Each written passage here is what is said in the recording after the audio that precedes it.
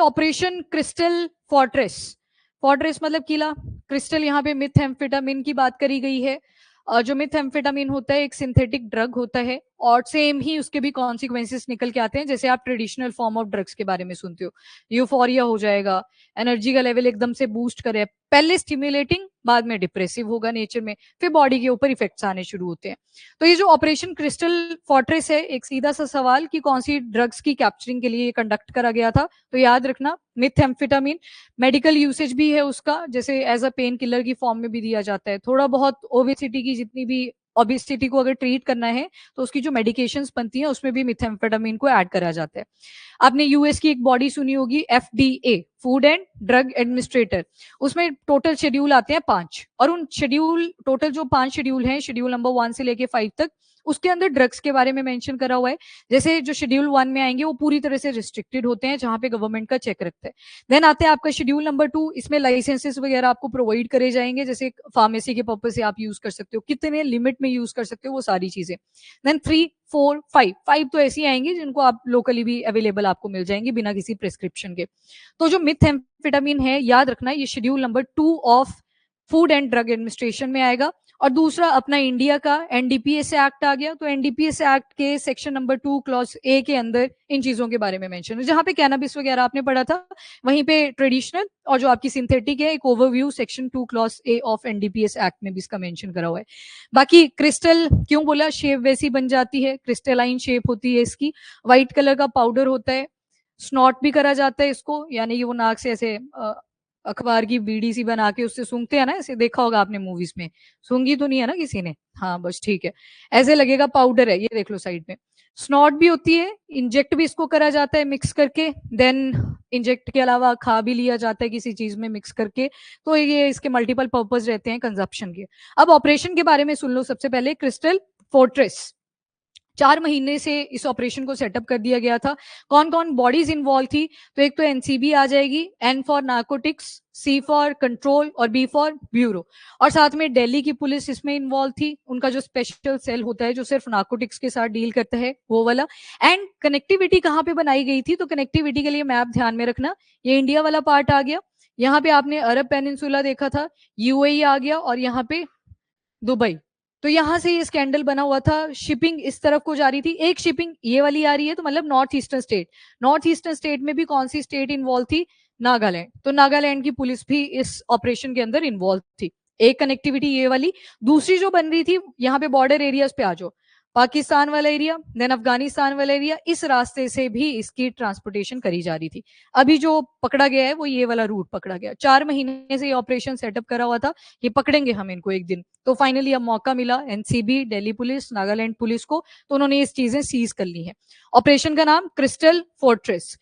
तो 4 month long operation ये चला। कौन कौन सी एजेंसीज इन्वॉल्व थी, तो नार्कोटिक्स कंट्रोल ब्यूरो, एनसीबी, और दूसरा Delhi police special cell, counter intelligence वाला जो होता है वो आ जाएगा इसमें, और तीसरा जो आएगा आपका वो नागालैंड का police cell. Then 2 drug peddlers को यहाँ पे पकड़ा गया है। अब जो स्टोरी है इनकी दिल्ली के साथ भी एसोसिएटेड है। दिल्ली में ये एक रेंटल हाउस में रह रहे थे, जैसे बॉम्ब ब्लास्टिंग का प्लानिंग था, लगभग वैसा जैसा ही प्लान आपको मिलेगा। दिल्ली में एक पीजी था, उसको पर डे पे देते होंगे ऐसे किराए पे, तो 3000 पर डे ये पे कर रहे थे, और वहां पे ये सारा स्टोर करके रखा हुआ था। थोड़ा बहुत नहीं था, कितना था, तो 328 केजी ऑफ मिथेम्फेटामिन। इतने करोड़ हो गए, जीरोस भी नहीं लगेंगी पता, तो 328 केजीज ऑफ मिथेम्फेटामिन। और जो सीजर की लोकेशन थी वो कहाँ पे मिली जाके, तो दिल्ली में, दिल्ली का साउथ दिल्ली वाला part, Chhatarpur area, PG accommodation bed box के अंदर। तो ये 328 केजी का मिथेम्फेटामिन मिला। तो इस लेवल की भी ड्रग पेडलिंग करी जाती है थ्रू आउट द वर्ल्ड की चेन। हाँ, दिल्ली में जाके पकड़ा गया है, ऐसे ही ये सारा चेन चला और फिर यहाँ पे जाके पकड़ा गया है। हाँ, अब एनसीबी के बारे में याद रखना, नार्कोटिक्स, नेशनल नार्कोटिक्स ब्यूरो के बारे में। नार्कोटिक कंट्रोल फंक्शन करता है, बाकी एनसीबीसी के अंडर आती है। मेन एजेंसी कौन सी मिनिस्ट्री है, तो याद रखना ministry of home affair.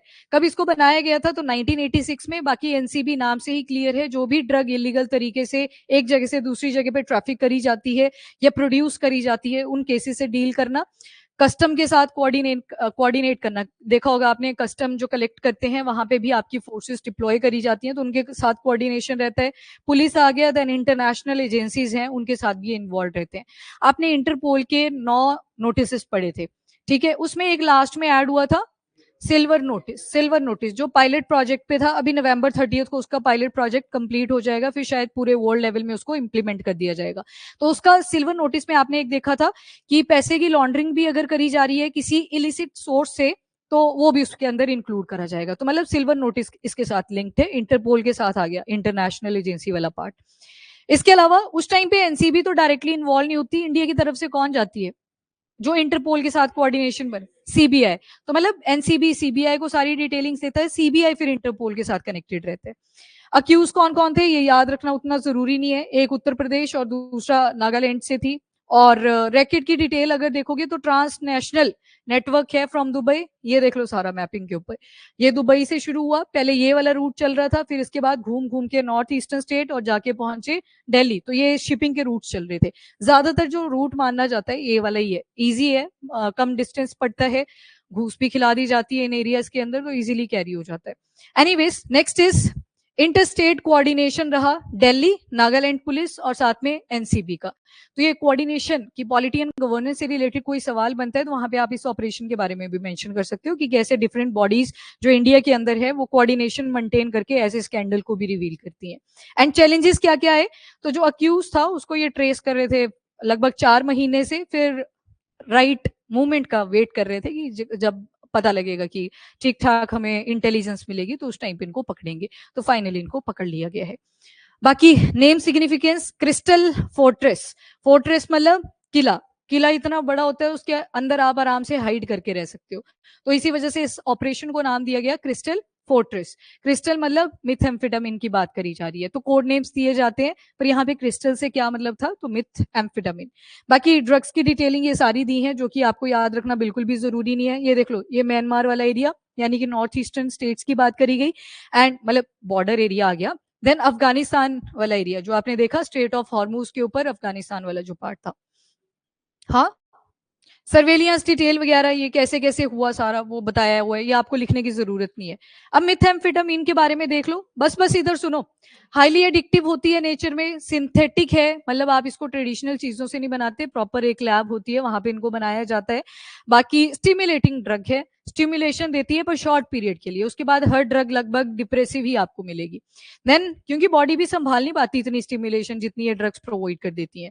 Then उसके बाद सेंट्रल नर्वस सिस्टम को ये इम्पैक्ट करती है। हाँ जी, सीएनएस के अंदर कौन कौन से parts, brain and spinal cord.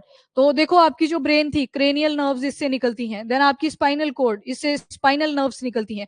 31 pairs, और क्रेनियल नर्व्स के कितने पेयर्स होते हैं, 12 पेयर्स, तो 12 और 31, तो ये जो पेयर्स होते हैं ये सारे इंपैक्ट हो जाते हैं जब मिथएम्फेटामिन बॉडी के अंदर जाती है। और डोपामिन का रिलीज बहुत ज्यादा इंक्रीज करती है, और डोपामिन आपने पढ़ा ही था, आपको खुशी प्रोवाइड करता है, मूवमेंट के लिए इंपॉर्टेंट होता है। कौन से वाला ब्रेन का पार्ट था जो इसके साथ एसोसिएटेड था, हाँ, मिड ब्रेन का सबस्टेंशिया नाइग्रा वाला पार्ट, तो वहां से डोपामिन रिलीज होता है, तो एक्सेसिव इंक्रीज हो जाते हैं, और जिसकी वजह से यूफोरिया, आपको अटोपियन सी स्टेज फील होने लगती है, देन एनर्जी बहुत आ जाती है, अलर्टनेस बहुत इंक्रीज हो जाती है। इसका मतलब ये नहीं है कि अलर्टनेस इंक्रीज हो रही है तो पढ़ाई से पहले थोड़ा सा नहीं, वो इलीगल है चीज, ठीक है। और स्ट्रीट नेम्स क्या क्या है, मिथ एम्फिटामिन का short meth, crystal meth, ice, Tina, crank, तो ये सारे वर्ड्स हैं जो मिथ एम्फेटामिन के लिए ही यूज करे जाते हैं। क्रैंक, टीना, आइस, मिथ, ये फोरेंसिक के पेपर में बड़ा पूछा जाता है कि इसके शॉर्ट नेम क्या है, क्योंकि और भी ड्रग्स होती हैं ना उनके कुछ छोटे लोकल नेम्स भी होते हैं तो उनको पूछा जाता है। Factual again, chemical and physical form देखोगे, केमिकल फॉर्मूला याद रखने की जरूरत नहीं है, ये बस इसलिए दिखाया आपको कि लेबोरेटरी के अंदर इसे बनाया गया है, ये ट्रेडिशनली कहीं से हम निकाल के नहीं आ रहे। Powder white form bitter testing की हो सकती है, एंड क्रिस्टल शेप भी आ गई इसकी, ट्रांसपेरेंट क्रिस्टलाइन चंक्स। जब क्रिस्टलाइन की बात हुई तो मतलब जो स्ट्रक्चर होगा वो बिल्कुल प्रॉपर बनेगा, अगर वहीं पे अमरफस लिखा होता तो स्ट्रक्चर अजीब सा बनेगा, मतलब कोई भी चीज बैलेंस में नहीं होगी, ये रेगुलर स्ट्रक्चर में बनता है, और इसे बोला जाता है आइस। और इसको स्मोक, स्नॉट, इंजेक्ट या फिर इंजेस्ट भी करा जा सकता है। स्मोक, स्नॉट, इंजेक्ट और इंजेस्टेड। मेडिकल यूज क्या क्या है, तो काफी कम मेडिसिन में इसका यूज करते हैं। एक डिसऑर्डर आपने सुना होगा जैसे ओसीडी, कितनों ने सुना है, ऑब्सेसिव कंपल्सिव डिसऑर्डर क्या होता है उसमें? ठीक है, मतलब एग्जाम्पल दो एक। अच्छा, सीधा कर दिया, हाँ ठीक है। कईयों को हाथ धोने की आदत होती है, जैसे थोड़ा सा भी कुछ काम किया, पेन से लिखा भी, तो पहले हाथ धो के आएंगे फटाफट से। और क्या होते हैं ओसीडी? एक, हाँ हाँ हाँ, चलो वो तो रखनी भी चाहिए, क्योंकि उसके साथ जोड़ा है कि अगर चप्पल उल्टी होगी तो डांट पड़ेगी, चलो वो आ गया केस। एक और आपने देखा होगा, फीमेल्स में बहुत होता है ये, जब कहीं जा रहे हो बार बार लॉक को चेक करना। पता है ये नेगेटिव जीन्स काउंट होते हैं, ये हमें अपने पेरेंट्स से ही मिले होते हैं। आपकी फैमिली में भी होगा ऐसे, मुझे है ये वाली आदत बहुत, कि 5-6 बार तो सीढ़ियां पीछे को चढ़ दो कि लॉक लगा ठीक से या नहीं। ये ओसीडी होते हैं, ये जेनेटिक्स इसमें काफी ज्यादा इन्वॉल्व होती है। एक वैसा ही डिसऑर्डर आपको एडीएचडी भी मिलेगा। ए मतलब अटेंशन, डी मतलब डेफिसिट, मतलब एडीएचडी जिसको होगा उसकी अटेंशन नहीं होगी, पर वो इंपल्सिव होगा, उसको काम भी करना है पर अटेंशन भी नहीं है, वो वाली सिचुएशन इसमें बनेगी। कंफ्यूजिंग सी स्टेज आपको दिखेगी। हाइपर एक्टिविटी, बॉडी बहुत ज्यादा एक्टिव रहेगी, एनर्जेटिक आप फील करोगे, पर अटेंशन की कमी रहेगी, तो वो एनर्जी किसी काम की नहीं है अगर अटेंशन वहां पे नहीं आएगी। तो ये वाला जो डिसऑर्डर होता है इसको एडीएचडी बोलते हैं, ठीक है, एडीएचडी। इनअटेंशन, हाइपर एक्टिविटी, इंपल्सिविटी, मतलब सारी चीजें एक्टिव भी हैं, पर एक्टिवनेस के साथ साथ आपको अलर्टनेस भी चाहिए थी, वो यहाँ पे स्किप कर जाती है, तो इसी वजह से ये डिसऑर्डर बन जाते हैं। नहीं तो हाइपर एक्टिविटी आ जाए, इंपल्सिविटी हो काम करने की, तो कितना अच्छा है, पर वो दिक्कत क्या आ गई कि अटेंशन ही नहीं होगी। कौन सी चीज? हाँ, ये उसी का फॉर्म है, वो एक अम्ब्रेला टर्म है जो आप बोल रहे हो, उसके अंडर फिर आपका ऑटिज्म भी आता है, एडीएचडी भी आता है, तो हम एक स्पेसिफिक केस में बोल रहे हैं कि एडीएचडी। अरे वैसे ही सेम जैसे आपने पार्किंसन सिंड्रोम पढ़ा था, हंटिंगटन पढ़ा था, वो सारी एक अम्ब्रेला टर्म के ही नीचे आ रही थी, डिमेंशिया, तो वैसे ही एडीडी है, ये बड़ी टर्म है, और उसके नीचे ही एडीएचडी आता है। ऑटिज्म भी आपने एक सुना होगा, ऑटिज्म में क्या होता है? बोल तो पाते हैं, सारी चीजें ठीक हैं, पर इंटरेक्शन करने में दिक्कत आती है सोसाइटी के साथ, आप इंटरेक्ट नहीं कर पाते ऑटिज्म वाले केस में, बाकी नॉर्मल है सारी चीजें। ये एडीएसटी है, कौन सी? अच्छा, ट्रीट ओबेसिटी, हाँ मैं आ रही हूँ इस पे। कई बार इसको जो ओबिस, हाँ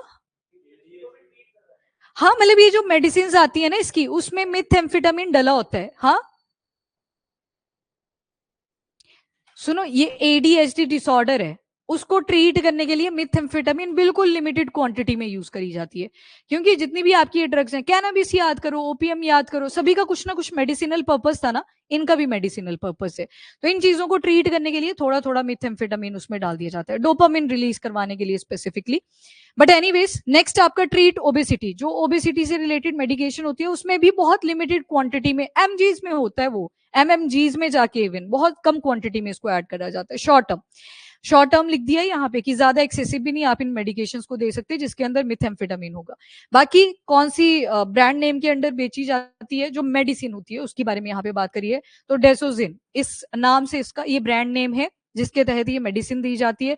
बिना प्रिस्क्रिप्शन के ये नहीं होती, आपको कुछ ऐसे हाईफाई डिसऑर्डर होने चाहिए तभी ये प्रोवाइड करी जाती है, और डॉक्टर की रिकमेंडेशन पे।